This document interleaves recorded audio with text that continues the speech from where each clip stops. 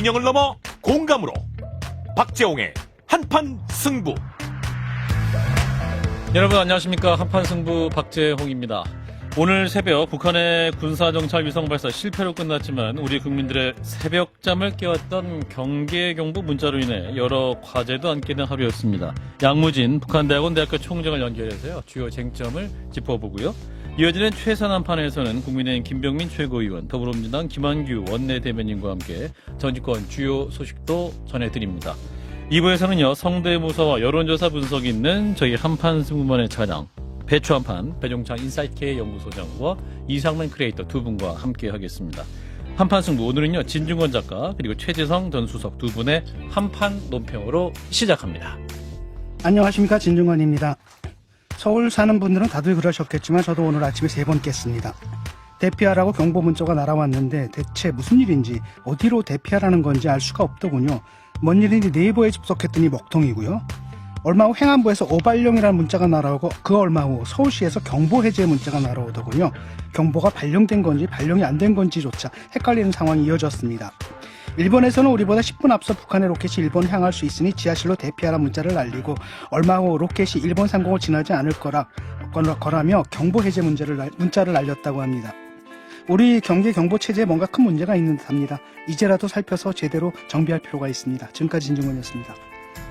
안녕하십니까, 최재성입니다. 북한이 오늘 우주 발사체를 아침 6시 27분에 발사했습니다. 오전 7시경으로 추정되는 NSC에 대통령은 불참했습니다. 다른 회의를 했다는데 그 시간이 아닌 것 같습니다. 유엔 안보리 결의에 대한 중대 위반이자 한반도 평화 안전을 위협하는 중대 도발이라면서 대통령은 안보인이 앞뒤가 맞지 않습니다.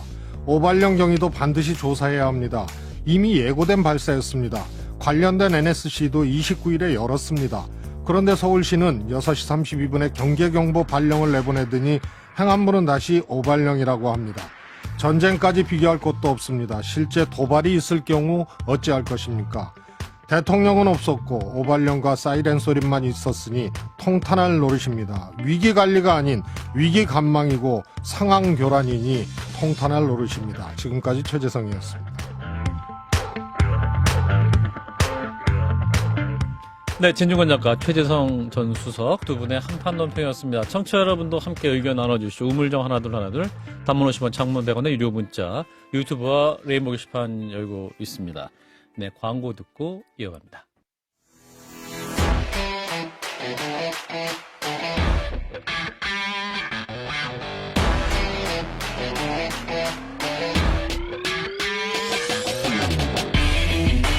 네, CBS 라디오 박재홍의 한판 승부 함께하고 계십니다. 자, 오늘은 최재성 전 정무수석을 김성애 소장 대신해서 오늘 모셨습니다. 수석님 어서 오십시오. 안녕하세요. 예, 맨날 인터뷰를 뵙다가 오늘 또 진행자를 함께 뵈니까 새롭습니다. 반갑습니다. 잘 부탁드리겠습니다. 우리 신 작가님과 좋은 파트너가 되시면 좋겠고요. 자, 말씀드린 대로, 자, 오늘 새벽 전 국민, 그리고 특별히 서울 시민들은 문자가 왔고 깜짝 놀라가지고 이제 새벽잠을 설치했다. 하루 종일 이게 방송에서 계속 나왔기 때문에 이게 어떻게 된 일인지, 그리고 북한의 군사정찰 위성 발사 실패했습니다만 이게 또 어떻게 봐야 하는지 전문가 연결해서 말씀 들어보겠습니다. 북한대학원 대학교 양무진 총장을 연결합니다. 총장님 나와 계시죠? 네, 안녕하십니까. 예, 총장님도 오늘 새벽 많이 놀라셨을 것 같습니다. 어떠셨나요? 그렇죠. 이 북한의 이런 정찰위성 발사, 이것은 대충 5월 31일부터 6월 10일까지 이렇게 돼서 아마 그때 쏘지 않겠느냐, 예. 이렇게 예상을 했기 때문에 크게 놀라지 않았는데, 예. 서울시에서 이 두 차례 문자, 소리 나는 여기에 대해서 좀 놀랐습니다. 그러니까 이 북한이 위성을 쐈다는 것은 안 놀라셨는데 이 삐 소리에 놀라셨군요. 그러니까.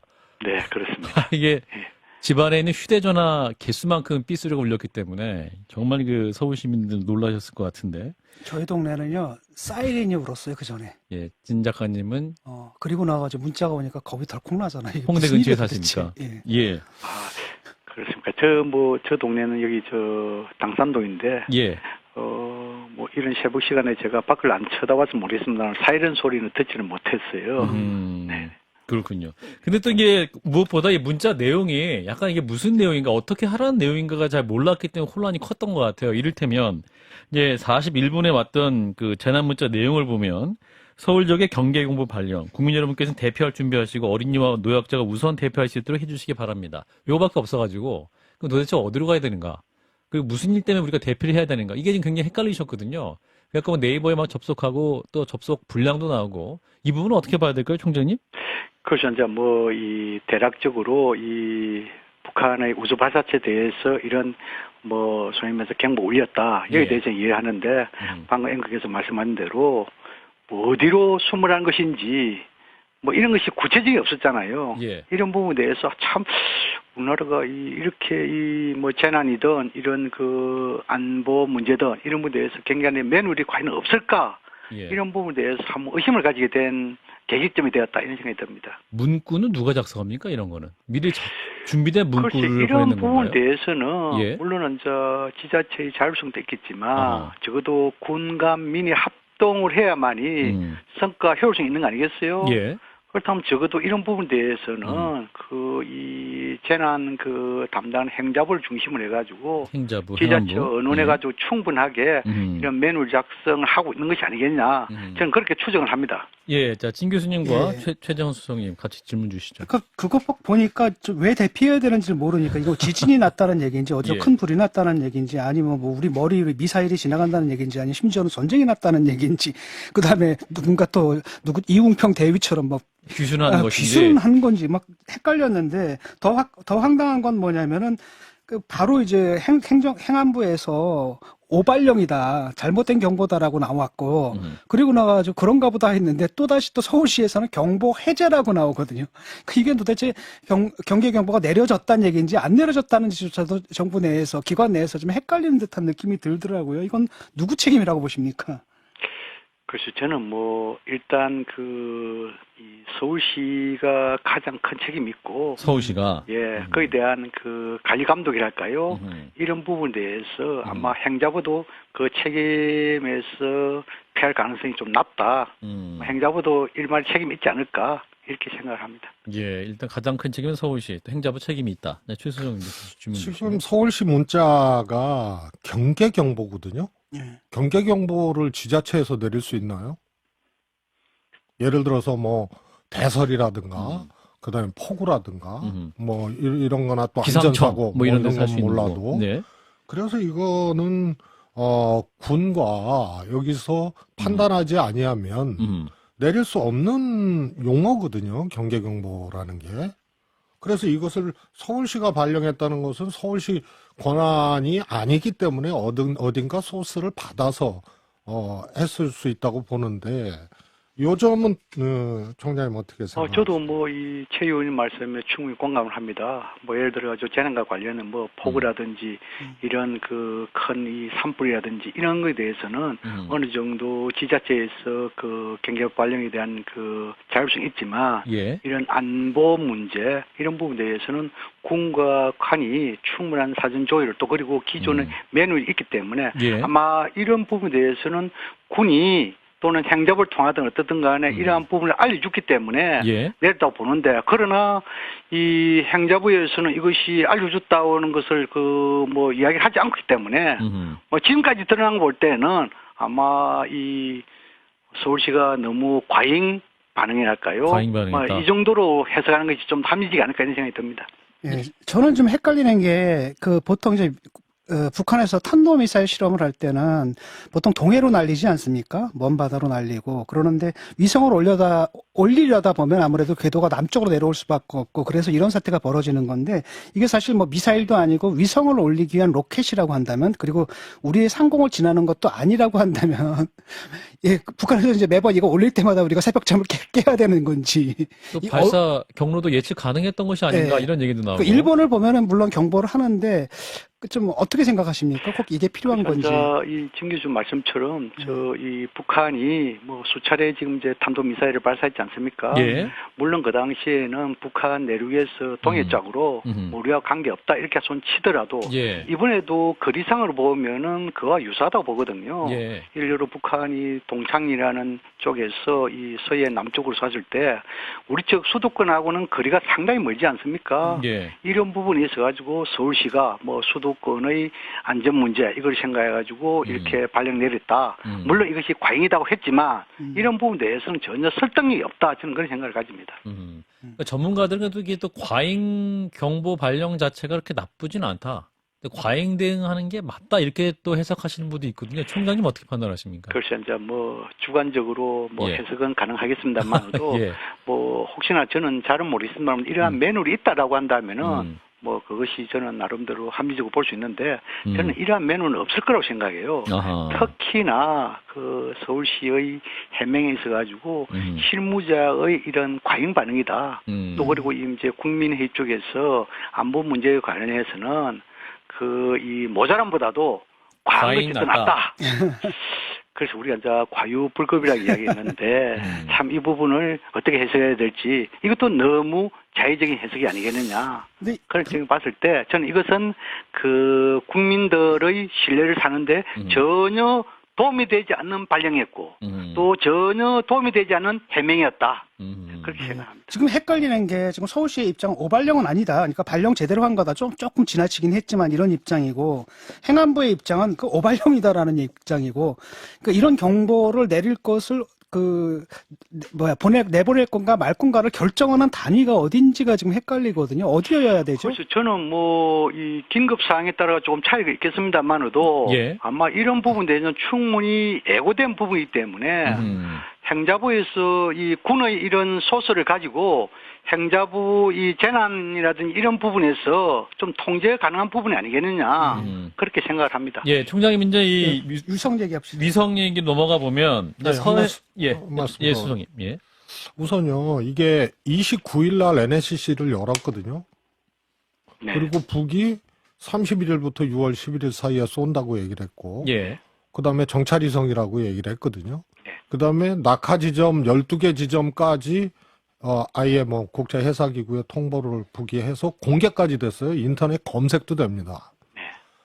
그래서 이게 경계경보를 발령하려면 요 북이 지금 국제해사기구에 통보한 정찰위성이다 12개 좌표 이거하고 다른 점이 발견이 돼야 되거든요. 다시 말해서 위성이 아니고 예를 들어서 다른 도발 수단이었거나 아니면 궤적이 달랐다거나 그래서 경계경보를 내릴 아무런 근거가 없었다. 이 변화가 없었던 거거든요. 네. 그래서 이게 군에서 정보 판단을 해서 뭐 행자부 등과 협조를 해서 판단을 했겠지만 이거는 애당초 경보 대상에 해당되는 상황이 안 벌어진 거거든요.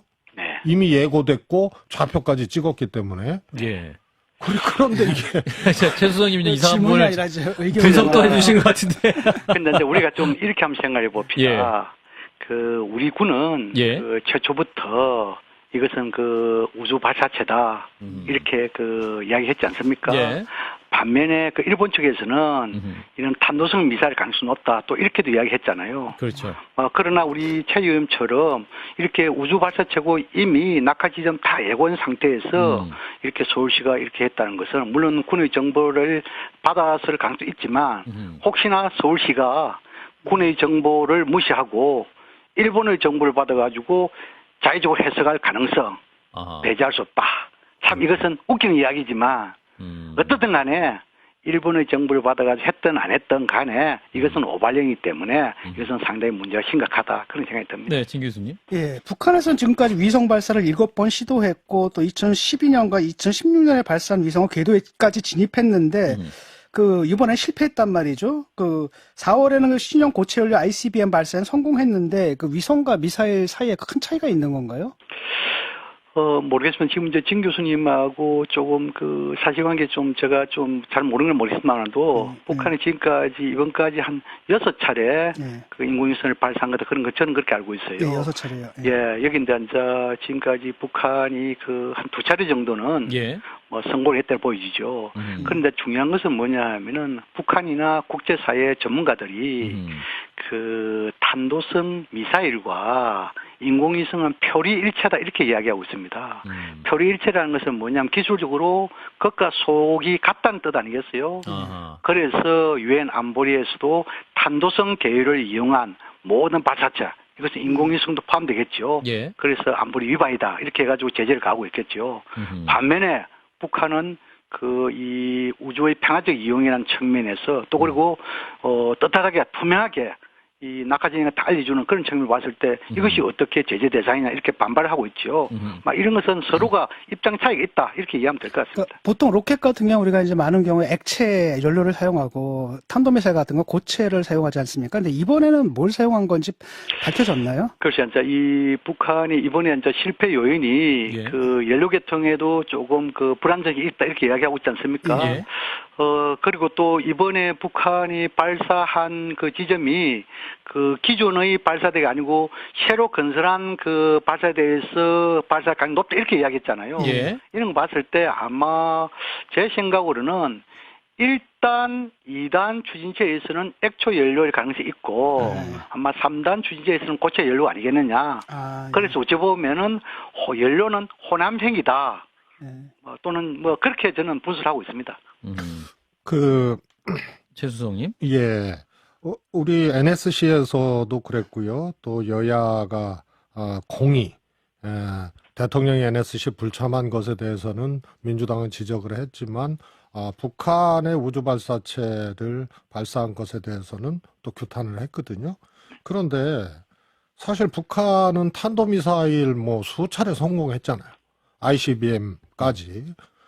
그런데 요 정찰위성이나 과학위성 같은 것을 탄도성 원리로 발사했다라고 해서 이미 탄도미사일 성공한 북한이 이 위성을 위장해서 탄도미사일 실험을 한 것이다라고 얘기하기는 좀 어려운 거 아닙니까?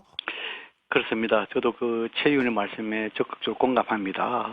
북한이 적어도 2012년도까지 이런 그 이 인공위성을 발사할 때는 예. 아마 인공위성을 가장해가지고 그 탄도성 미사일 ICBM 가기 위한 것이 아니겠느냐. 예. 눈속임이다. 뭐 이렇게 우리가 분석을 했죠.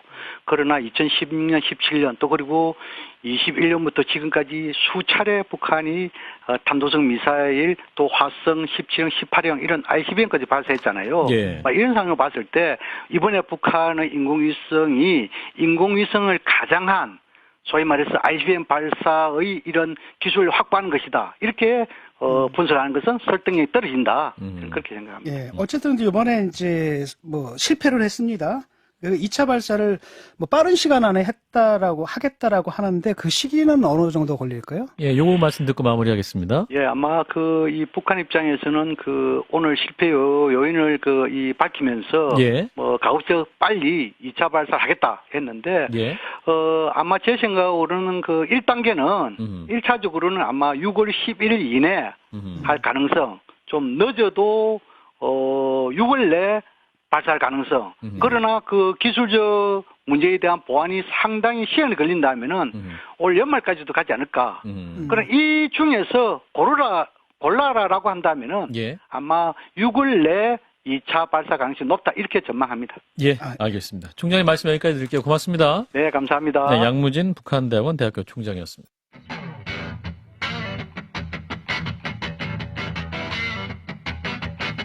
최고위원과 초선 의원의 만남.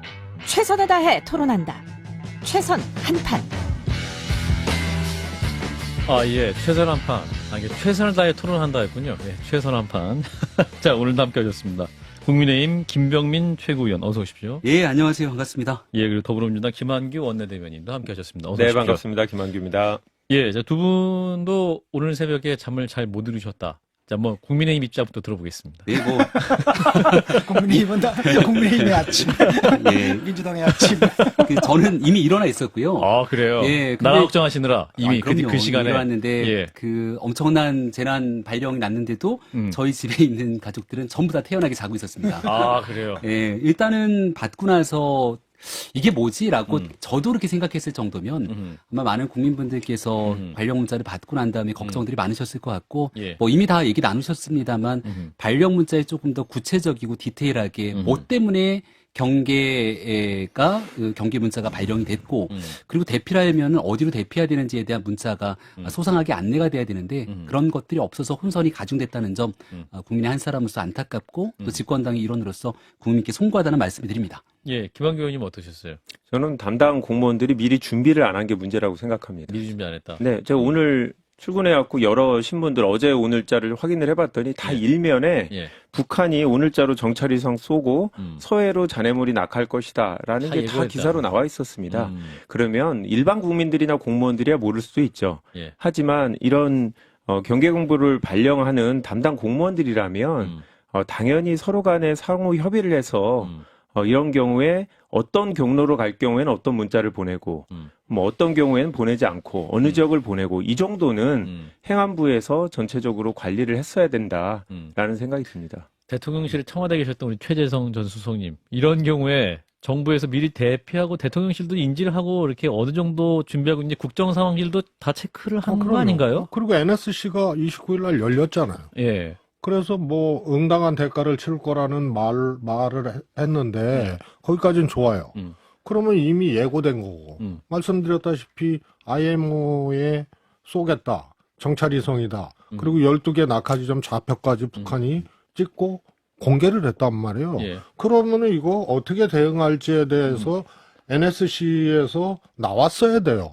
그리고 NSC에서 나오면은 예를 들어서 그것이 위성 정찰이 아니고 정찰위성이 아니고 탄도미사일이었는데 방향이 남쪽이다. 그럼 이거 심각한 문제거든요. 그럼 그에 따른 매뉴얼, 대응 이런 걸 가져야 되고 일본은 요격 지시를 했잖아요. 거기는 탄도미사일이라고 규정하고 전날부터 그런 네. 대비를 했었죠. 그런데 예. 정찰위성이었단 말이에요. 그러니까 우리는 정찰위성이 아닐 때 어떻게 할 것인가? 정찰위성일 때 어떻게 할 거냐? 이게 서해가 아니고 서울로 왔을 때 어떻게 할 거냐? 이걸 따졌어야 되는데 예. 최소한 제가 보기에는 이거는 행안부나 서울시 이전에 정보 판단을 할 수 있는 군 그리고 그 위에 미리 회의를 열었던 NSC 이쪽에 원천적인 책임이 있어요. 그래서 이거는 오발령이든 뭐 제대로 된 발령이든 발령할 필요가 없는 거를 한 거죠. 이미 얘기됐고 예고됐고 알고 있었고. 여기서 집권여당의 그러니까, 입장을 예. 들어보겠습니다. 말씀 주신 것처럼 여당. 서울시의 경계경보 발령이 예. 없었으면 예. 아마 지금 우리가 이 주제를 가지고 논의하지도 않았을 거라고 생각합니다. 예. 인천 백령도를 비롯해서 꼭 필요한 곳에 대한 발령 조치들이 있었는데 예. 이른바 서울 같은 경우는 사실은 경계경보 발령이 안 되는 것이 오히려 현 상황이 맞았던 것이죠. 근데 여기에 대해서 이제 일각에서는 그래도 과잉대응하는 것이 맞다. 오히려 안전 문제에 맞다 뭐 등에 대한 언급이 있습니다만 예. 천만 서울 시민 입장에서는 사실은 어느 정도 예측됐던 상황 속에서 구태여 경계경보 때문에 더 큰 불안감 그리고 하루의 혼돈과 혼란의 상황이 있었기 때문에 이런 논란들이 있다고 봅니다. 네. 근데 여기서 이제 본질적인 문제로 좀 넘어가게 되면 예. 이게 뭐 시간이 늦었던 것부터 많은 얘기가 나오는데 뭐 비판은 얼마든지 할 수 있습니다. 잘못된 것들 바로 잡아야죠. 근데 일본 같은 경우는 이러한 경계경보가 J얼럿이 나가는 과 동시에 예. NHK라고 하는 방송을 통해서 모든 것들이 함께 나가잖아요. 이게 재난에 준하는 문자로 보게 된다면 재난방송 주간 방송사인 KBS와 이 문자 시스템, 우리는 지방자치단체, 중앙정부 모든 것들이 다 하나로 맞물려서 움직여야 되는데 예. 우리 최재성 수석님 앉아 계십니다만 지난 정부를 생각해 보더라도 재난이 발생했을 때 재난 주간 방송사, 지방자치단체 정부가 한 몸처럼 세트로 움직였던 기억 없으실 겁니다. 그러니까 이번에 나왔던 일들에 대한 많은 비판해 주시고요. 예. 두 번 다시 이런 일들이 대한민국 국민들에게 혼선을 주지 않도록 여기에 대한 보완 조치 해나가야 된다고 생각합니다. 오늘 한 몸처럼 움직였죠. 언제요? 주간 방송사가 분명히 있고 그리고 지자체하고 다 한 몸처럼 움직였고요. 그런데 요번 건은 일반인조 폭우나 폭설 등등 안전사고 등등과 조금 다른 거예요. 그래서 오세훈 시장님의 말씀에 주목할 필요가 있어요. 오발령 아니다. 그 다음에 문자가 경계경보 해제 문자까지 나중에 마무리로 보냈거든요. 그랬죠. 그래서 오발령 아니다. 경계경보 발령하라고 어디선가 정보를 연락이 받았을 왔다. 것이다. 그런데 아니라고 하니 해제다. 이거거든요. 왜 그러냐. 오세훈 시장, 서울시장, 지자체장이 경계경보, 안보 상황에 대한 경계경보를 발령할 권한이 있느냐. 독자적으로. 제가 보기에는 없어요. 정보를 이거는 갖고 일반 있을 수 재난하고 있다. 달라요. 아하. 그래서 오발령이었다고 인정하는 순간 제가 보기엔 서울시 책임이 되는 거고요. 아하. 다른 문제가 야기될 수가 있어요. 그래서 전혀 근거 없이 오세훈 시장이 이것을 안보 상황에 관련된 경계경보를 서울시에서 독자적으로 발령한다? 그것에 대한 책임이 분명히 있기 때문에 할 수 없는 거예요. 그래서 어디선가 들었다. 어디선가 연락받았다. 그래서 우리는 해제한다. 이 기조를 유지하고 있는 거기 때문에 이 책임은 제가 보기에는 오발령을 한 서울시 책임이 아니고 정보의 소스. 안보단이나 요쪽 정보 분석하고 판단을 내릴 수 있는 쪽으로 갈 수밖에 없는 거예요. 일단 근데 펑크는 난 거잖아요. 왜냐하면 지금 상황이 뭐냐면 경계경보가 발령된 건지 안 발령된 건지 이게 좀 슈레딩거의 고향이거든요. 발령됐으면서 안 발령된 상태예요. 혼란이 있다는 얘기잖아요. 라고 한다면 이게 여기서 이게 이 상황이 어떤 상황인지를 정의하는 그 단위가 어디냐라는 거거든요. 그 단위가 지금 오늘 이제 안보실이거나 아니면 NSC 얘기가 나왔는데 이제 대통령이 참석을 하지 않으셔가지고 이제 민주당에서는 국민 불안 수습할 대통령 어디 있었나 이렇게 비판을 하고 있죠. 자, 민주당은 그런 부분에서 이제 대통령이 꼭 있어야 된다 이런 입장이신 거죠. 저희 뭐 기본적으로 NSC에 대통령이 참여하지 않았을 때 지난 정부 때 네.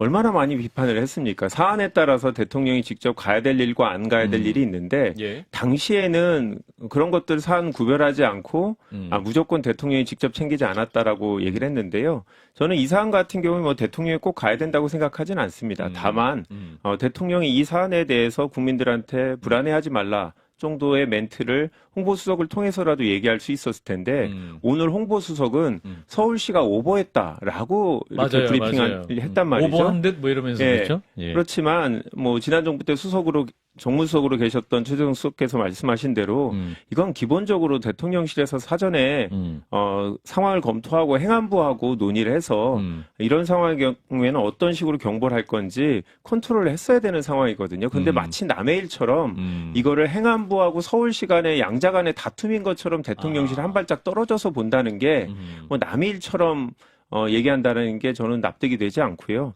기본적으로는 서울시보다 저는 행안부의 책임이라고 행안부의 이거는 책임이다. 생각을 하고 행안부에서 서울시에 보낸 내용을 보면 예. 분명히 경계경보 발령을 지자체에서 알아서 하라는 식으로 얘기를 했거든요. 행안부에서? 서울시에서 오늘 해명한 게 초반에 해명이 그렇게 나왔습니다. 그러다가 이제 뭐 위에서 누르니까 서울시에서 좀 목소리를 높이지 않고 있는 상황인데요. 물론 서울시가 잘못한 부분도 있죠.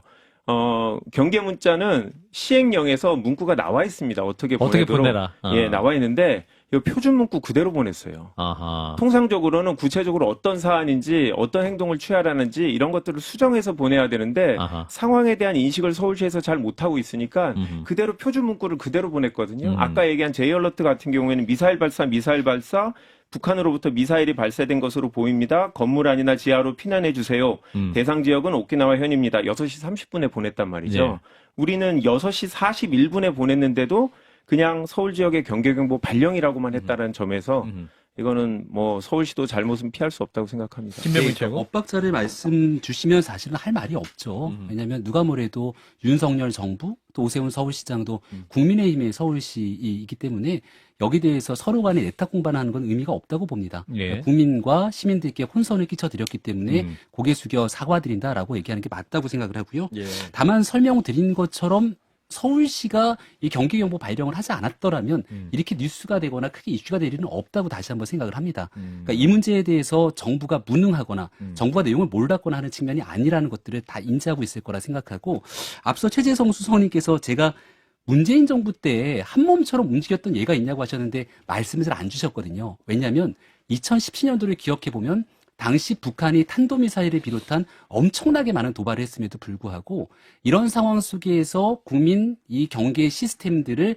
재난 문자를 제대로 쏘거나 그 모습들을 이른바 재난 주간 방송사인 KBS가 함께 맞물려고 했던 예들이 마땅치가 않습니다. 아니, 심지어 더불어서 이거는 안보에 관한 측면뿐 아니라 재난에 관한 측면에서도 산불이 났음에도 불구하고 당시 재난방송 주관사인 KBS가 제대로 움직이지 않았기 때문에 수탄 논란을 끼쳤던 예까지 있습니다. 그러니까 지금 현재 대한민국의 시스템을 돌아봤을 때 지난 정부, 현 정부에 대한 탓을 하기보다 우리의 이 공영방송으로서의 재난방송이 이 시스템과 같이 연결되어 있지 않다는 건 너무나 자명하거든요. 그런 일들을 하나둘씩 보완해 나가자는 얘기예요. 그건 좀 별개의 문제인 것 같고 이번에 예, 분명하잖아요. 완전 지금 별개의 문제예요. 경계 경보인지 아닌지가 지금 확실하지 않은 상태고 이런 혼란이 서울시만의 책임은 아니거든요. 서울시는 혼자서 갑자기 약 먹었습니까? 왜 그러겠습니까? 뭔가 얘기를 들었고 거기서 혼선이 발생했다는 거잖아요. 예. 그렇다고 한다면 그 상황을 갖다 정의할 권한은 누구 있고 그다음에 발령권은 누구한테 있는가 이게 예. 점검이 돼야 되는 거고 얘기할 게 많아서요. 여당에서 그걸 해야지 지금. 옛날에 니들도 그랬어. 이렇게 나와서 전체적인 시스템에 대한 점검을 하자고 말씀을 드리는 겁니다. 왜냐하면 NHK 등에 대한 일본 같은 경우는 대한민국이 이런 시스템이 발생하면은 뭘 보고 가장 먼저 연합이 속보를 씁니까? NHK에서 현재 상황에 대한 일본의 시스템과 같이 예, 마무리해 연결되는 주시고. 내용들을 이야기하고 있기 때문에 예, 대한민국 정부의 반론 짧게 듣고 다음 문제로 재난 넘어가겠습니다. 문자등과 함께 그 시스템을 같이 합동 점검할 필요가 있다고 말씀드리는 거죠. 북에서 미사일 발사를 하잖아요. 예. 그러면은 서울시에 경계경보 안 합니다. 근데 이번엔 경계경보를 한 거거든요. 서울시가. 예. 그래서 미사일 발사했다고 합참해서 아주 빠른 시간 안에 방송을 통해서 보도하고 발표를 하고 그리고 군이 주시하고 있다. 예. 뭐 또 궤적 같은 거 나중에 어디서 쏴서 어디로 떨어지고 이런 거 하는 거지. 북한에서 미사일 실험한다고 경계공보 내리고 그것도 특정 지역 서울시에 내리고 이런 거는 없었던 일이고요. 또 문재인 정부 집권 초기에 2017년도에 그런 일이 한번 있었어요. 그래서 재난과 관련된 거, 폭우라든가 산불이라든가 이것은 공영방송 KBS를 주간방송사로 분명히 하고 예. 지자체 협조를 통해서 일사불란하게 대응을 했고요. 그 기억하시다시피 동해 산불 같은 경우도 이 법을 정비를 해서 지자체 영역인데 소방서는 예. 이게 전국에 그냥 그 소방서들이 전부 와서 예. 동해 산불을 진압하는데 예. 동원됐던 그런 사례도 있죠. 예, 알겠습니다. 일단 여기서 마무리하고요. 자, 민주당 얘기 좀 해보겠습니다. 지금 이제 탈당한 의원들 때문에 민주당이 골치 아픈 상황이긴 한데 김남국 의원이 오늘 국회에 출근했다고 하는군요. 김한규 의원님은 오늘 김남국 의원이 오는 거 알고 계셨습니까? 뉴스 보고 알았습니다. 뭐 저희 당 의원들도 옆방 의원들도 출근한지 모르기 때문에 예. 뭐 국회에서 291분이 지금 구속돼 있기 때문에 또 예. 298명이죠. 298명에 출근하는 건 모르는 거고요. 국회의원이 출근하는 건 당연한 거고 김남국 의원이 며칠 동안 뭐 회의도 빠지고 그런 부분에 대해서는 아무리 뭐 본인 사정이 있어서 그렇겠지만 뭐 적절하지 않다고 생각해서 아마 본인도 이제는 본인에 대한 문제는 뭐 그것대로 해명을 하고 기본적인 역할을 해야겠다라고 생각하는 것 같습니다. 국민의힘에서는 이제 김남국 의원이 법사위이기 때문에 법사위원 이제 사보임을 요구하고 있는 그런 상황인 거죠? 사보임은 기본이라고 생각합니다. 기본이고. 예, 왜냐하면 이제 수사의 대상에 올라와 있는 예. 상황이기 때문에 아하. 법사위 있는 것에서 맞지가 않다. 근데 이제 그러면 다른 어떤 상임위로 간다고 김남국 의원이 책임감 있게 일을 할 수 있겠는가 생각해 보면 이미 국회의원으로서 일할 수 있는 기본적인 신뢰가 무너진 게 아닌가라는 생각을 갖고 있습니다. 그래서 아마 국민의힘뿐만이 아니라 전체적인 여론도 그렇고 민주당 내에서도 과연 의원직을 수행할 수 있겠냐라고 하는 여론이 불거지고 있다면 저는 김남국 의원이 이쯤 됐으면 스스로 결단하는 게 맞지 않나 싶은데요. 여러 상임위 중에서 코인을 못할 상임위가 없거든요. 막을 길이 없어요. 예, 이게 참 우세할지 우려할지. 자, 최재성 전 수석께서 어떻게 판단하십니까? 김남국 의원 현재 이 처신을 어떻게 해야 될까요? 사보임 스스로 물러나야 됩니까? 저는 사실 그 판단이야 본인이 하겠지만 예. 민주당에서 정무적으로 사건 초기에 예. 신속하게 움직이고 최소한 출당 요구나 이런 것들을 했어야 된다고 봅니다. 좀 늦었다. 초기 대응이 좀 늦었다. 초기에 김남국 의원 해명에 의존하고 뒤에 조사시키고 그 다음에 대표가 윤리감찰 지시하고 이거 사실 그거는 사실 여부, 법적 여부 이런 것을 좀 따져보면서 하기 위한 조사 감찰이거든요. 예. 그런데 이거는 법적인 시비나 이런 거를 떠나서 선출직 공직자로서 적정한 행위였느냐 이런 것에 대한 판단은 금방 내릴 수가 있는 거였거든요. 예. 그래서 뭐 조국의 강이 뭐 남국의 강 어쩌고 남국의 저쩌고 늪. 비교를 예. 하는데 사실은 비교가 안 되는 사안인데 민주당에서 이건 키운 측면이 있어요. 아하. 그래서 저는 이쯤이면 김남국 의원도 참 곤혹스러울 텐데 예. 상임위 안 나오면 안 나오는 대로 뭐 비판을 나오면 나오는 나오는 데 대로 비판을 받는 지적받는데 그래서 일단 윤리에 이제 제소가 된 상태 아닙니까? 예. 그래서 그 처분을 민주당도 다른 생각하지 말고 이 단호하고 적절하게 처분을 해서 처리를 하는 것이 맞다고. 의원직 사퇴할 생각은 없나 봐요. 뭐 이 얘기가 사실은 박지원 전 국정원장하고 통화하는 가운데 나온 얘기지 않습니까? 거기다 대고 뭐 상임위 나가겠다라고 얘기를 했다면은 의원직 사퇴할 생각은 전혀 없다는 것 같고 당내에서는 좀 이 의원직 뭐 좀 자진 사퇴했으면 좋겠다라고 바라는 그런 기류도 좀 있지 않나요? 김한규 의원님? 아니, 먼저 이제 저는 소관 상임위 얘기부터 드려야 될 것 같은데요. 예. 저희가 지난주 금요일에 법사위원을 다른 분으로 보임해달라라는 요청을 국회의장한테 했습니다. 아하. 법사위에 있는 권인숙 의원을 정무위로 빼고 정무위에 있는 박용진 소병철 의원을 법사위원으로 임명해달라고 국회의장한테 신청을 한 상태고요. 그러니까 법사위에 무소속 의원 TO가 한 명입니다. 그렇기 때문에 조정훈 의원님이 있는 상황이라서 시대전환. 조정훈, 김남국 의원 중에 한 분을 국회의장이 다른 상임위로 보내야 되는 상황이고 이 부분은 이제 국회의장이 결정하실 것으로 보입니다. 네. 국회 윤리 징계 수위는 어떻게 지금 당내에서는 보고 있습니까? 최재성 전 수석께서 이제 단호하게 좀 강하게 말해야 된다 이렇게 말씀하셨는데 당내에서도 그럼 이제 윤리 과정을 지켜보겠다? 뭐 사안을 어떻게 보는지에 따라서 다를 텐데 뭐 예. 도덕적인 부분에서 문제가 있다는 건 거의 많은 분들이 공감을 하고 있는 거고요.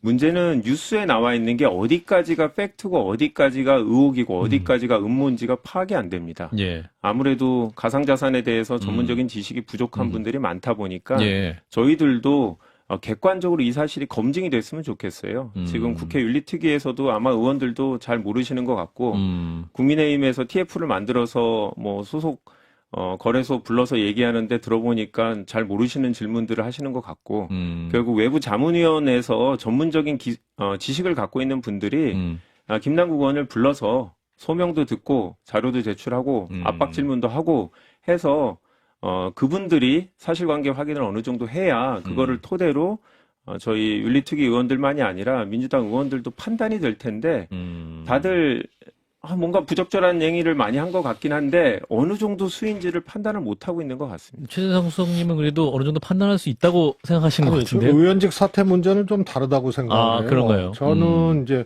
정무적인 판단을 통해서 당이 김남국 의원 사퇴에 대응했어야 된다는 게 있고 예. 하나는 이제 법적인 문제거든요. 아하. 그래서 법적으로 이거는 정말 문제가 있고 이랬다 그러면은 의원직을 사퇴하지 않아도 예.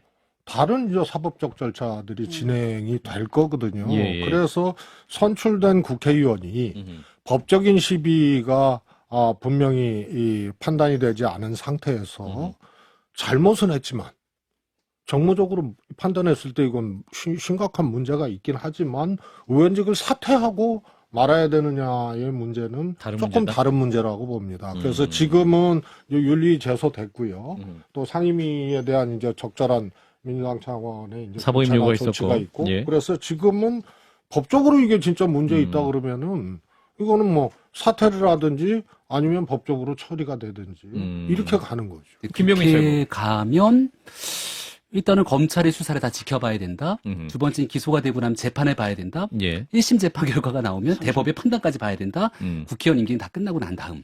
이제 지금 한 1년 정도의 국회 임기가 남은 상황인데요. 내년 4월까지. 아마 민주당이 주장하는 바대로 가게 되면 김남국 의원은 무난하게 임기를 아마 마치게 될 거라고 생각을 합니다. 근데 저는 민주당이 꼭 좀 드리고 싶은 얘기가 과거 이제 문재인 정부 때 대통령발 개헌안 냈잖아요. 예. 그때 냈던 개헌안에 보면 국회의원에 대한 국민 소환제를 냈어요. 그러니까 선출된 의원이라 하더라도 잘못된 사람이라면 주민들의 손으로 인해서 국회의원도 끌어낼 수 있다는 게 민주당의 주장 아닙니까?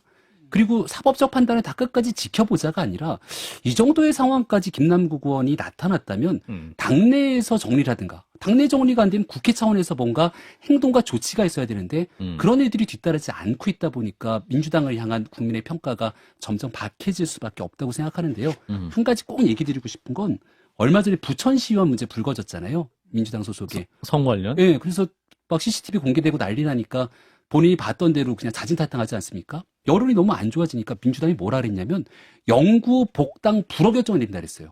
나갔지만 나간 사람에 대해서 강력한 당의 조치를 합니다. 그거로 끝난 게 아니라 민주당의 부천시의원들이 모여서 이 사람 제명해야 된다. 세게 나가요. 예. 그 정도의 조치를 못할 이유가 있나 싶습니다. 반론하실까요? 김한규 의원님? 지금 아까 제가 한 분이 구속됐다고 말씀드렸는데 정찬민 의원, 국민의힘 소속 정찬민 의원 구속돼 있어요.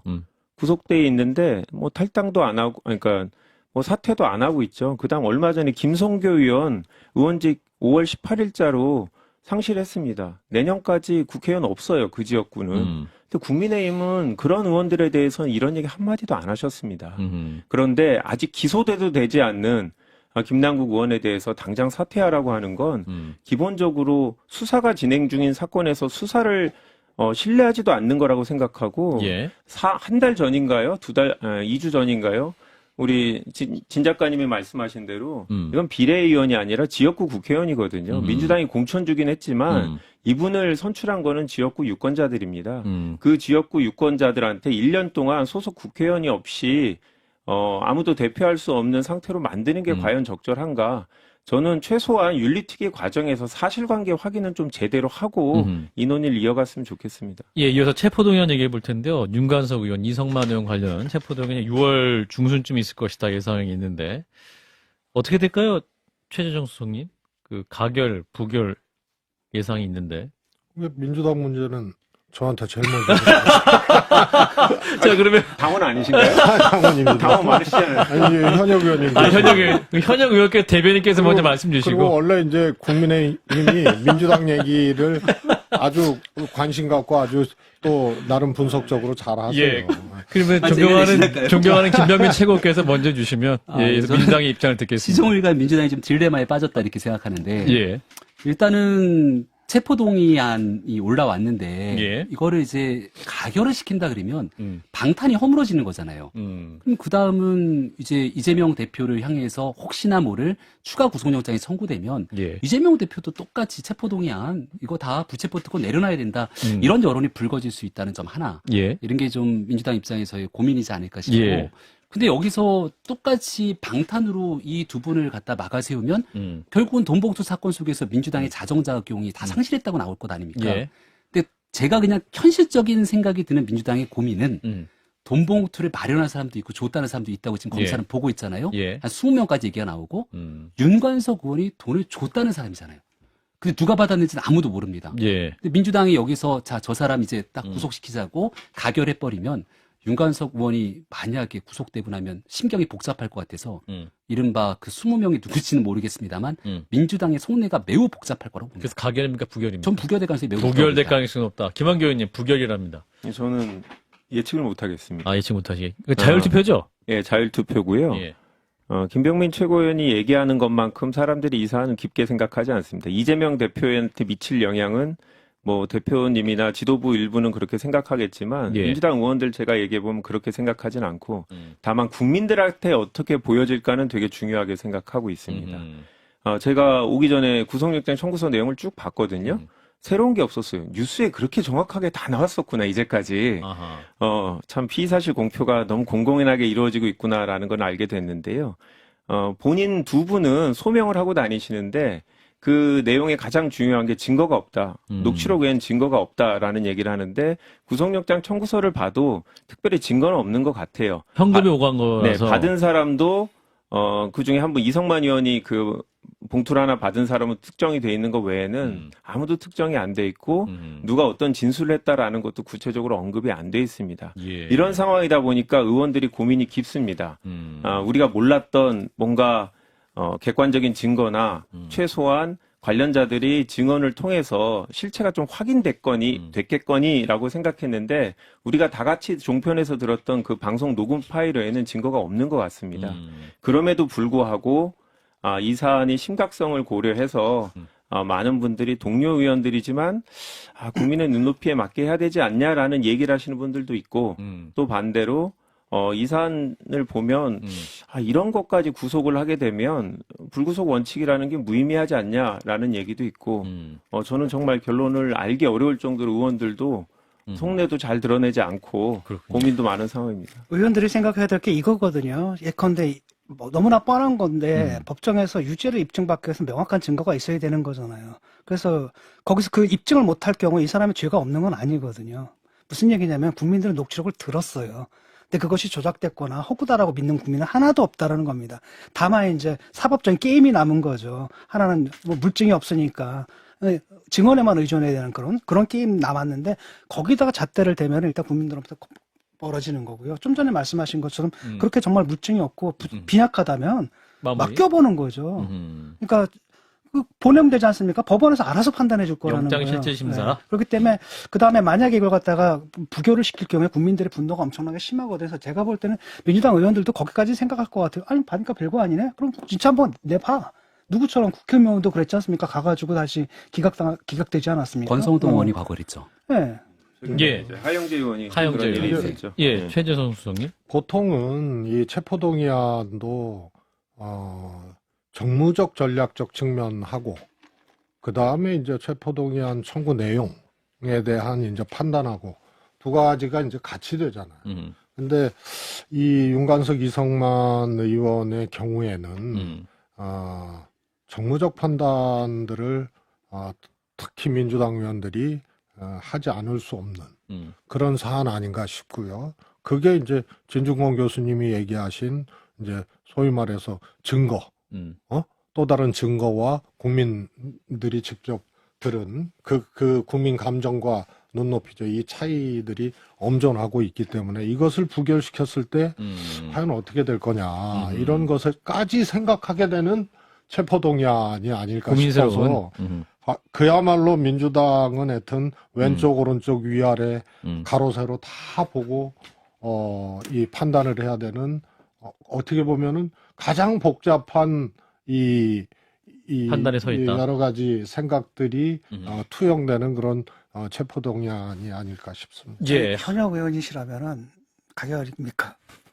투표를 어디 쪽에 하시는 그러니까 지금 상황, 나는 평소 상황이면요. 이거 현역 의원한테는 안 물어보겠습니다. 평소 제가. 상황이면은 청구 내용만 보면 저는 부결표 던질 거예요. 그런데 왜냐하면 대장동도 보세요. 정영학 녹취록이나 여기서 50억 클럽 있지 않습니까? 이것도 그 녹취록을 증거로 인정을 안 한 거는 다른 수사를 통해서 입증을 해야 되거든요. 그 녹취록을. 예. 마찬가지로 이것도 다른 수사를 통해서 입증을 못한 상태에서 청구됐기 때문에 내용적으로는 부결인데 정보적으로 이게 사람을 아주 어렵게 만드는 상황. 예, 김한경 의원 짧게 마무리. 짧게 하면 다른 사건들은 개인 비위인데 이 사건은 당의 전당대회다 보니까 의원들의 부담이 되게 많고 김병민 의원이 의심하는 것처럼 이 결국 돈을 받은 사람들이 본인들한테 그 수사를 이어질까봐 부결시키는 거 아니냐 그런 국민들의 분노가 있을 수 있어서 더 고민이 되고 그런 면에서 오히려 윤관석 이성만 의원한테 불리하게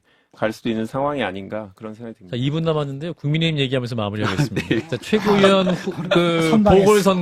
보궐선거 지금 어제 이제 후보 등록 마무리됐고 지금 이제 누가 될 것이냐 김가람 후보 얘기가 많이 나옵니다. 자, 우리 김병민 최고의 동료 최고위원은 김가람 후보가 될 가능성이 높습니까? 3파전으로 정리가 됐는데요. 예. 김가람 그리고 이종배 서울시의원은 아마 아실 거예요. 그러니까 고발 굉장히 많이 하는 시의원으로 알려져 있는데 여기도 당원들한테 나름대로 평가가 있는 시의원입니다. 그리고 천강정 후보는 제가 잘 모르는 분이어서 일단은 여기에 대한 토론회를 아마 열 것으로 보이고요. 세 분이 함께? 함께 하는 토론회가 열릴 것이고 한 800명 정도 되는 전국위원회 위원들이 판단하기 때문에 저는 아직까지 누구다 이렇게 딱 확정적으로 얘기는 나오지 않았다. 우리 당원분들의 전국위원회 위원 어제 이용호 의원 같은 경우는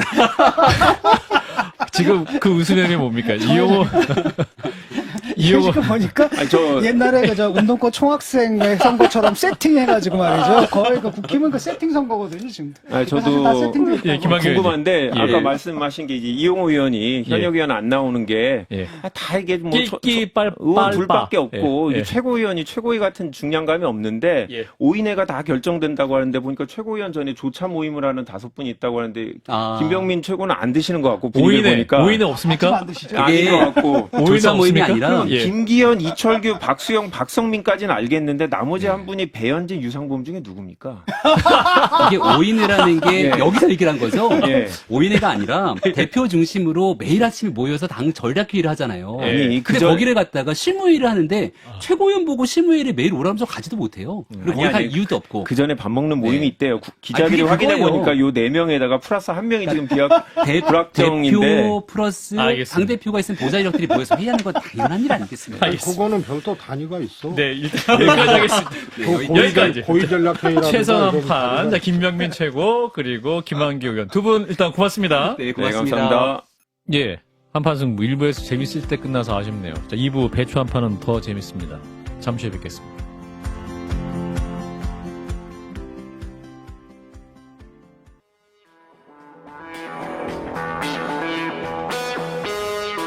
이것은 시사인가 코미디인가? 여론조사와 성대모사의 콜라보.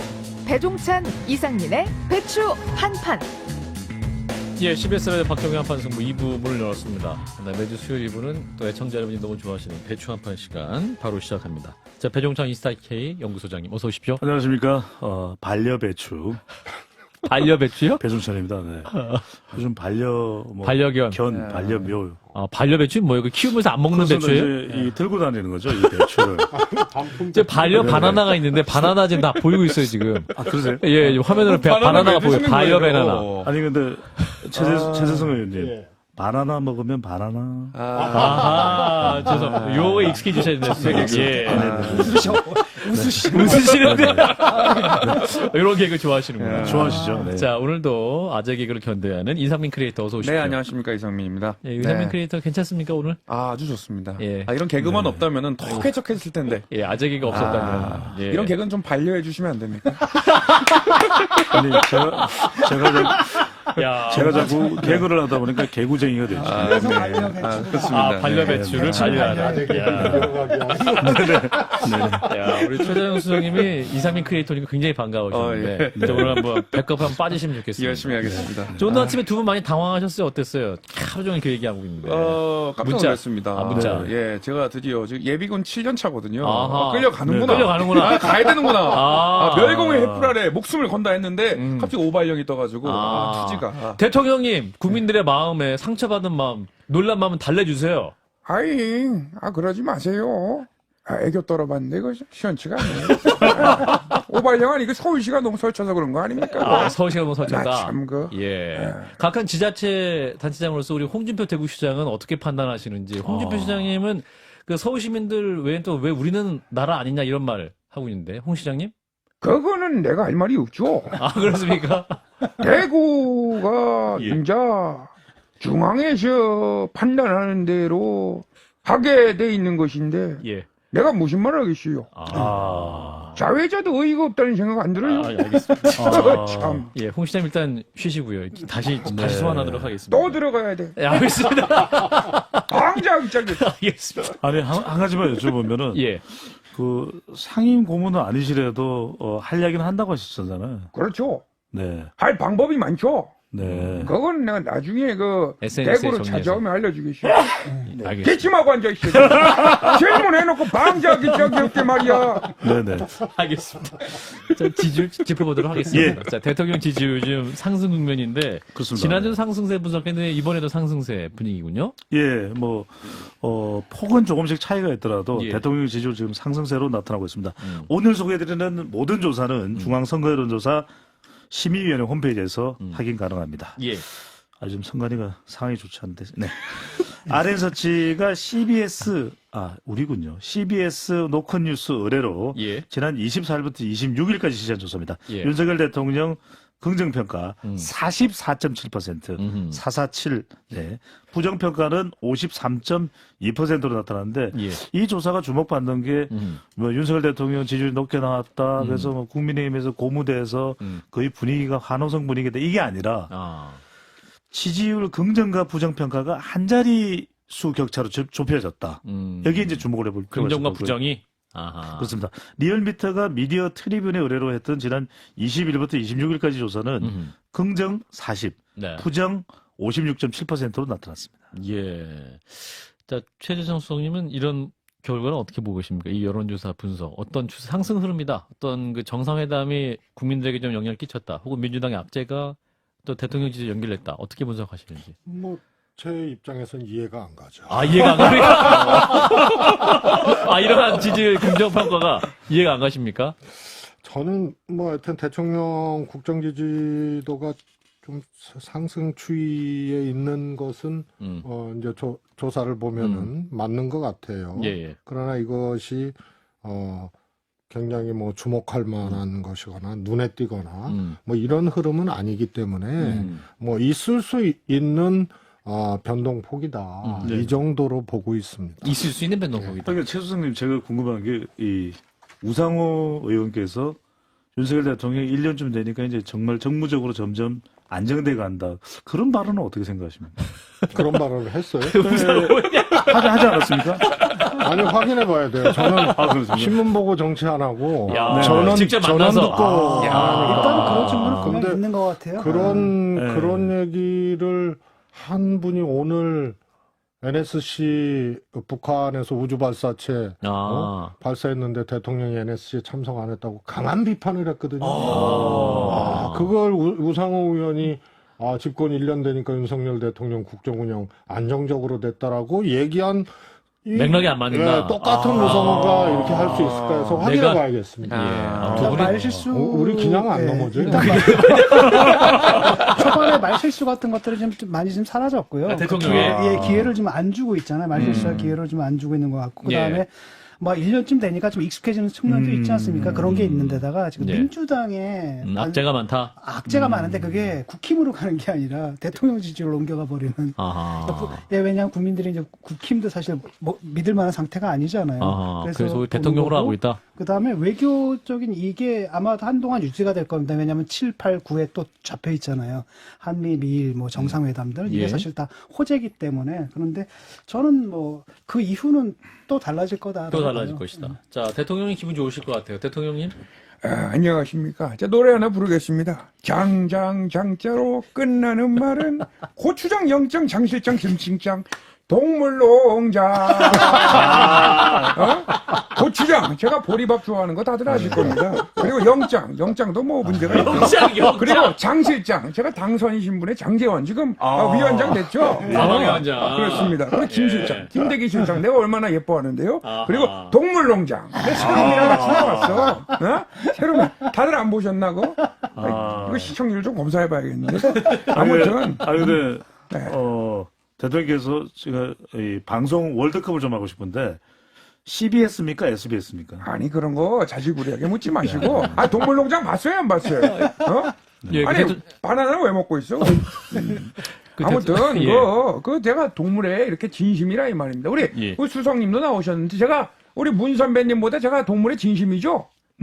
어떠십니까? 뭐 두 분 다 그렇죠. 아니 제가 더 낫지 않습니까? 제가 더 말수도 많은데. 뭐 장자로 끝나는 말이 검찰총장도 있는데 지금 취조하십니까? 제가 그걸 까먹었네요. 이거 수석으로 모셔야 되나? 대통령 근데 오늘 NSC는 왜 안 가셔갖고 또 비판을 받으시는 아니 거예요? 걱정하지 마세요. NSC가 무슨 뜻입니까? No problem. 성렬 세이프티 클럽 아니겠습니까? 제가 다 지켜놓고 있어요.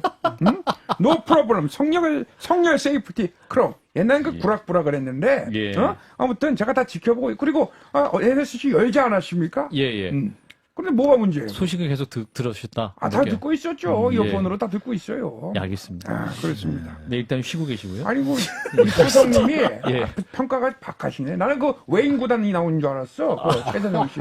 야인시대 마루오과 있지 않습니까? 참. 대통령님도 아침에 그 경계경보 문자 아니 받으시잖아요. 요즘에 그 한동훈 장을 왜 이렇게 욕을 하는 거예요? 제가요? 참 우리 도훈이가 무슨 죄가 있어? 나 참. 한판 승부 모니터 많이 하시네. 우리 다 듣고 대통령. 있습니다. 이거. 예, 알겠습니다. 연락이 들어와요. 예, 알겠습니다. 많이 모니터해 주시고. 자, 일단은 오늘 북한의 이 군사정찰 위성 발사, 또 오늘 특별히 또 이제 서울 지역에 문자 폭탄이 많이 왔기 때문에 이게 또 지지율에도 반영될 수 있지 않을까라는 얘기도 나오는데. 그래서 뭐 일각에서는 교수장님. 이제 오세훈 시장에 대한 아하. 지지 영향이 있지 않겠냐 이렇게 하는데. 오발령. 예, 근데 뭐 이제 단기적이겠죠. 이게 뭐 계속 지속되면서 지지율에 영향을 줄 상황인데. 근데 흥미로운 건 뭐냐면 예. 북한 이슈가 별로 대통령 지지율에 어느 순간부터인가 영향 안 된다? 반영이 잘 안 됩니다. 그러니까 아하. 2019년 이후로 하노이에서 이제 트럼프 전 대통령과 김정은 위원장 사이에 결렬이 됐지 않습니까? 그 예. 이후에는 좀 만성적인 학습 효과인 것 같아요. 그러니까 북한이 뭘 하더라도 뭔가 개선될 게 있을까? 또 북한이 뭐 그런다고 해서 또 더 결집할 일이 있을까? 근데 이번 같은 경우에는 조금 수도권이 상당히 살짝 놀랬잖아요. 서울이. 완전 놀랐죠. 깜짝 놀랐거든요. 숨 근데 넘어가는 분 많았어요. 그렇습니다. 예. 심지어는 뭐 아침에 10시까지는 자야 되는데 6시에 일어난 분도 계시고요. 그래서 누구죠? 아니. 예, 알겠습니다. 그래서 이제 갑자기 이 수도권과 중도 그리고 이제 MZ 세대는 영향을 좀 받을 수도 있을 것 같아요. 왜냐하면 아하. 북한이 왜 저러나 아. 그런 부분들이 조금 이제 대통령 지지율 쪽으로 흡수될 수는 있는데 아주 큰 폭의 변화, 이 영향 없을 북한 것이다? 이슈가 지지율이나 또 정당 지지율에 영향을 미칠 요는 아니겠죠. 내일이면 잊혀질 거예요. 아, 잊혀진다? 최수성님 내일이면 잊혀집니까? 아니, 저는 결절점이 있다고 봐요. 마이크도 좀 왼쪽으로 같이 예, 들고 좀 가셔야 옮겼는데 됩니다. 더 옮겨야 예, 옮기세요. 예. 이제 북한 상황이 대통령 지지율에 영향을 별로 안 미친다. 맞는 얘기인데요. 예. 뭐 박근혜 정부나 이명박 정부 때도 예를 들어서 북한의 도발이 도발 차원을 넘어서서 일촉즉발과 같은 상황으로 가거나 이러면 이제 반영이 싹 되고. 여론에. 예, 그렇습니다. 일본 문제도 마찬가지거든요. 이명박 대통령 처음에 너무 친일 기조 아니냐 해서 뭐 이렇게 비판도 많고 그랬는데요. 독도를 가자마자. 독도를 가셨잖아요. 그 예. 독도 가면 안 되는 거였는데 갔거든요. 가면 되는 건데 갔어요. 그건 우리 아주 기본적인 원칙입니다. 대통령뿐만이 아니고 예. 안 가는 이유가 실효적 지배를 하고 있는데 이걸 굳이 분쟁 지역화 분쟁 지역화할 수 시키는 있으니까. 그것도 이 대통령이 간다 이거는 사실은 굉장한 실수였죠. 그래서 이게 확 바뀌는 거예요. 그래서 일본 문제도 결국은 반영이 될 때가 있을 거고, 예. 그 다음에 북한 문제도 반영이 될 때가 있는데, 그게 이제 약간 비등점에 해당하는 그런 지점까지 가야 반영이 되지 않겠나 싶습니다. 외교로 딴 거잖아요. 근데 이제 문제는 뭐냐면 지금은 좋은 점만 부각이 되는데 다음에 이제 오염수가 방류가 됩니다. 시작이 되고 두 번째는 뭐냐면 중국의 보복이 또 시작될 거거든요. 무역 이 관련해서. 관리라는 부분들 이런 부분들이 이제 아마 부정적으로 영향을 끼치지 않을까 싶어요. 그래요. 자, 이 가운데 또 이분 의견도 좀 들어야 될 것. 최근에 언론 안 나오시다가 SNS 시작하셨어요. 자, 송영일 전 대표님. 예, 봉주 안녕하십니까, 송영길입니다. 검찰의 정치기획 수사 때문에 제가 밤잠을 설치고 있습니다. 그런데 오늘 아침부터 경보 사이렌이 울렸습니다. 제가 오발령을 이런 소식을 듣고 정말 화가 났습니다. 오세훈 시장은 오늘부터 이름을 은혜, 무베스, 노미네이션으로 바꾸시길 바랍니다. 불어로 잘못된 발령이라는 뜻입니다. 뭐가 다시 한번 해서 뭐라고요? 은혜, 무베스, 노미네이션.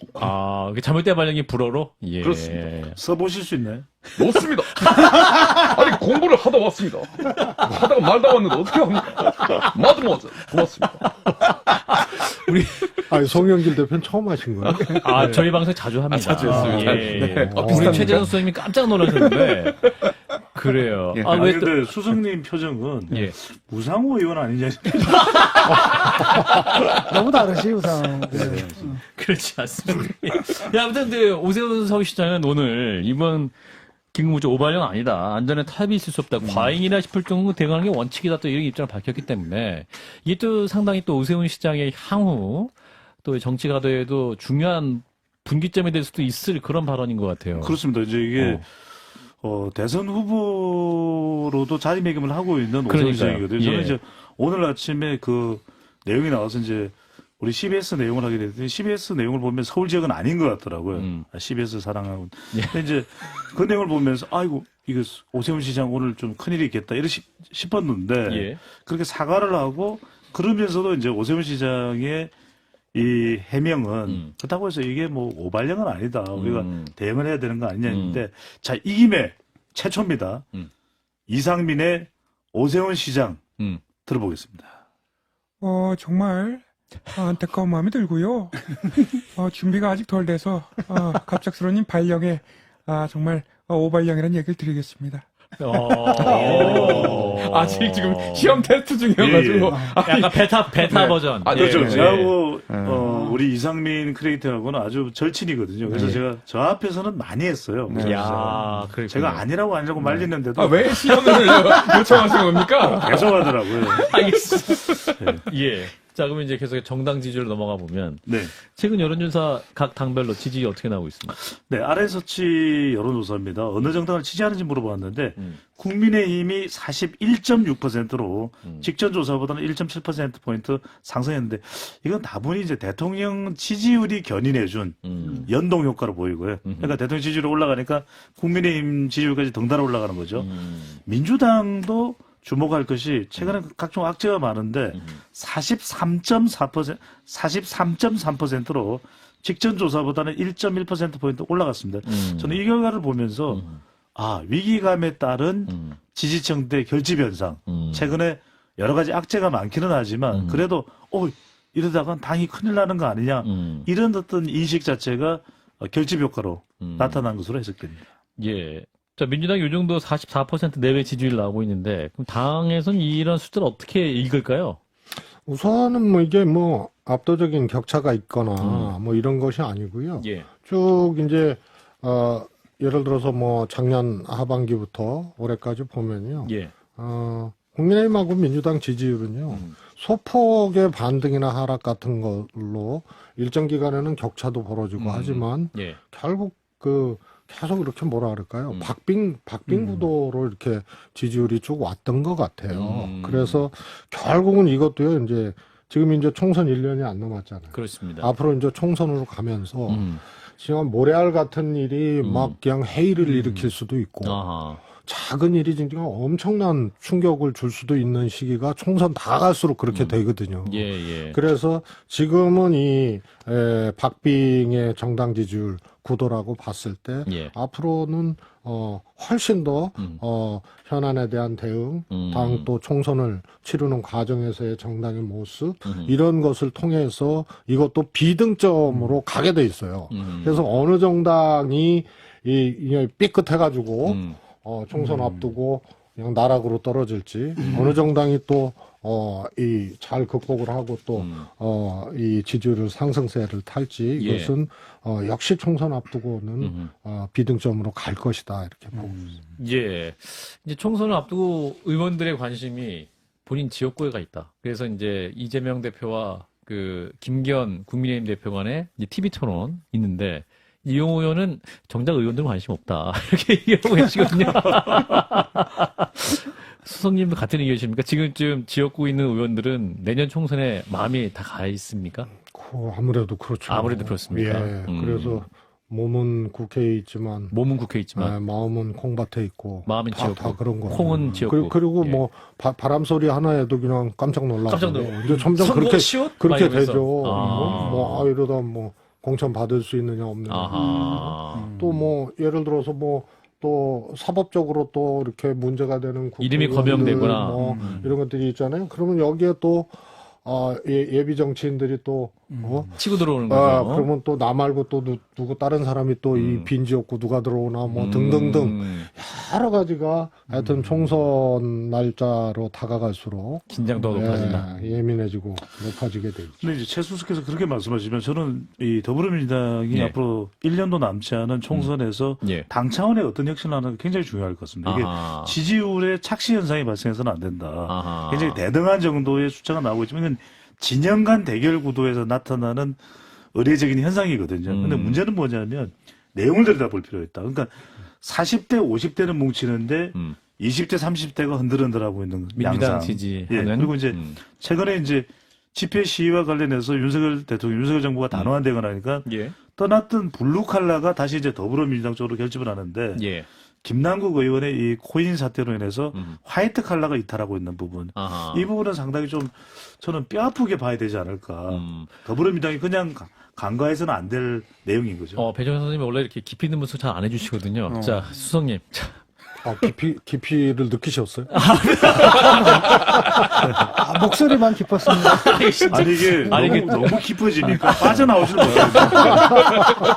자, 이런 깊이 있는 분석을 들으신 이재명 대표님을 뵙도록 하겠습니다. 대표님? 잘 말아줘, 잘 눌러줘. 요즘에 밥 먹자고 하는 사람이 너무 많아요. 근데 왜 밥을 먹습니까? 정치인들끼리. 그리고 제가 당선될 때 77.70%로 당선됐는데 그 시간이 없죠. 정치인들끼리 조율하고 이렇게 만나야 되는데 사실은 정치인들끼리 공개적인 정책 대화는 언제든지 환영한다. 그래서 밥 먹자는 단순한 약속은 필요가 없다. 이런 친구들이랑 말씀드립니다. 해라. 배 소장이랑 안 먹어요. 안녕하십니까. 어이 이 대표. 그러면 옹졸한 김기현이 말고 나랑 막차게 한잔 하는 게 어때요? 참. 이건 아주 좋은데요. 이런다고 상임 고문직 드리지 않습니다. 참. 째째하게 그래도 안 드려요. 이준희 대표님 양자 토론, 김기현 대표 토론 지금 무산될 위기다 이런 얘기도 나오는데 확 양보하셔가지고 대선 주자도 하셨으니까 체급 낮추더라도 국민들 앞에 좀 정책 대선 얘기를. 주자만 하면 경기도지사도 있죠. 그러니까요. 그래서 김기현 대표와 토론하시면서 오히려 정책 담론으로 좀 국민들의 관심을 옮기실 수 있지 않을까요? 저는 하고 싶어요. 아니라고 보시나 봐요? 아닙니다. 하고 싶죠. 정치인들을 만나서 갈등을 조절하는 게 가장 기본적인 역할 아니겠습니까? 그래요. 배 소장 어떻게 생각해요? 자, 이런 가운데 리얼미터 RN서치 여론조사 모두 민주당 지지율이 상승하고 있는데 김남국 의원 코인 이슈 그러면 좀 잠잠해졌다 이렇게 봐야 되는 겁니까? 그렇게 볼 수는 없을 것 같고 위기감에 따른 결집인 것이지 2030 세대가 흔들리고 있고 또 코인 투자를 만회한 것으로 그렇게 실태 파악이 되는 40대는 화이트 칼라가 흔들리거든요. 왜냐하면 웬만해서는 코인 가지고 돈을 벌기는커녕 인생이 꼬인 그런 경우들이 많다고 하는데 인생이 코인 하시려다 지금 꼬인 하신 거죠? 알겠습니다. 계속해 주세요. 근데 이제 이걸 상황인데다가 저는 더 큰 일종의 태풍이 오고 있다. 태풍? 왜 그러냐면 이제 빅데이터 분석을 지금 시간 관계상 제거라서 빨리 해야 될 것 같은데. 알겠습니다. 빨리 해주세요. 지금 체포 동의안인데 저는 이제 최수성님께서 나와 계시기 때문에 더 오늘 정말 안성맞춤의 자리다. 윤관석 이성만 의원. 그래서 이게 체포 동의안이 이제 어제 보고가 되고 6월 이제 본회의 때 바로 이제 표결에 붙여질 텐데. 상당히 빅데이터상으로 안 좋습니다. 안 좋은데 지금 연관으로 나오는 것도 지금 관련 인물이 다 들어가 있는데 여기에 김남국까지 포함되어 있어요. 김남국 의원까지 이재명 대표까지 포함되어 있고 이건 물론 이제 감성 분석이라서 일반적인 여론조사하고는 비교할 수는 없겠지만 썸 트렌드 분석으로 25일부터 30일까지 체포 동의안을 분석을 했더니 긍정이 10%밖에 안 됩니다. 또 돈봉투와 관련된 부정평가는 무려 89%나 돼서 과연 더불어민주당에서는 어떤 대응을 하게 될까? 이제 진중근 교수님은 이건 부결이 된다면 엄청난 후폭풍이 올 것이다라는 이야기를 얼마 전에 이야기를 하셨거든요. 알겠습니다. 자, 이런 가운데 이제 주목받고 있는 분이 있습니다. 이낙연 전 대표. 저희 김교환 논설위원장은 귀국하면 이낙연 전 대표가 엄중하게만 보고 있지는 않을 것이다라는 전망을 했는데 대표님? hello. This is 낙연 리 here. 대한민국이 불안한 것으로 압니다. 그러나 정부와 민주당 모두 제 말을 듣고 있지 않은 것으로 압니다. 내 삶을 지켜주는 나라가 필요한 것으로 아는데 국민들은 머리 둘 곳이 없습니다. 한의사가 오토바이 탈 때 내는 소리 아십니까? 뭐 어떻게 내죠? 부항. 그만큼 치료가 필요한 것으로 압니다. 우리나라의 치료가 속히 필요하다. 그렇습니다. 그렇군요. 어제 이제 저희 한판 내부자들에서는 대표님 엄중하게만 보고 있지 않고 뭐 북콘서트 많이 하실 거다 이런 전망했는데 콘서트 하실 거예요? 북콘서트? 콘서트. 좋은 아이디어입니다. 알겠습니다. 이재명 대표의 대립구도 막 더 격화될 수 있다는 해석도 있는데. 대립을 할 것이라고 생각하시는데 예. 그 부분이야말로 생각할 만한 부분이라고 생각을 하고 있습니다. 알겠습니다. 네, 우리 최재성 다시 또 선수. 뵙겠습니다. 알겠습니다. 교육하시면 꼭 다시 한번 모시도록 하겠습니다. 그렇습니다. 예, 이제 곧 후쿠시마 오염수 방류 문제도 있고 또 이제 외교 문제도 있고 관련해서 또 우리 국민 여론은 굉장히 안 좋은 상황인데 네. 아까 최재성 수석께서 말씀하셨지만 이명박 전 대통령 요 상황 어떻게 보고 계시니 잠깐 듣고 이제 보내드려야 될 것 같은데. 안녕하십니까. 예, 대통령님. 국민들 걱정하면 안 됩니다. 그러니까요. 저도 그 일본에 가가지고 예. 국민들 안정시키기 위해서 많은 노력을 했습니다. 예. 그 오이도 먹으러 가가지고 후쿠시마 가가지고 갓나오토 총리한테 오이 받아 먹었어요. 사진 나오고 있습니다. 나오고 있습니까? 예. 그래요. 표정이 아주 기쁘잖아. 근데 왜 저러냐 표정이? 근데 후쿠시마 오염수 방류한다고 지금 뭐 어민 걱정 많은데 이게 대통령 그러신다고 이게 고쳐질 수 있나요? 예, 할 수 있죠. 알겠습니다. 독도로 가야 돼 일단. 독도로 가라. 알겠습니다. 그 오이에 고추장이 없어가지고 표정이 안 좋았어요. 알겠습니다. 쌈장을 안 먹더라고. 그래요? 네, 일단은 자 배추 한판 오늘은 여기까지 하도록 하겠습니다. 우리 최재성 수석님이 굉장히 그 흐뭇한 눈을 보였는데 꼭 다시 한번 모셔야 될 것 같아요. 자 배추 한판 배종찬 이스타트K 연구소장님, 이상민 크리에이터 두 분 오늘도 감사합니다. 네, 고맙습니다. 감사합니다. 마무리합니다. 경찰이 고공농성을 벌이던 노동자의 머리를 진압봉으로 내려쳤다고 합니다. 노동 현장이 과거로 돌아가는 것 같아서 마음이 무겁습니다. 수석님? 안보, 경제, 민주주의의 위기를 느끼고 있습니다. 정부 윤석열 대통령 염두에 두셨으면 좋겠고요. 민주당은 혁신해야 되고요. 리더십의 복원이 절실히 요구되는 시점인 것 같습니다. 두 분 고맙습니다. 내일 뵙죠. 한판 승부.